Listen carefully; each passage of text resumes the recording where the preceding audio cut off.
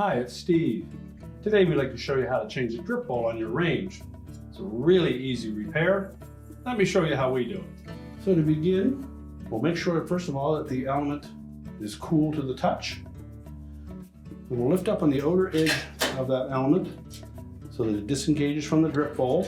And while grasping the frame of the element, we'll pull it out. And while we have that out, take the time to inspect the terminals on the end of that. If there shows any signs of arcing or discoloration, you want to investigate that. You may need a new element, and you may also need a new terminal block. So we'll set the element aside, remove the old drip bowl and discard it. So we'll take the new drip bowl, make sure that the opening sits over top of the terminal block. It should sit flush on the main top. We'll reinsert that element into the terminal block.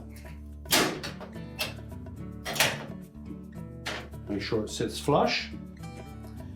Now, to maintain the life of the drip bowls, we suggest that you clean up any spills as soon as they happen, and you can also wash those in the dishwasher. And your repair is complete.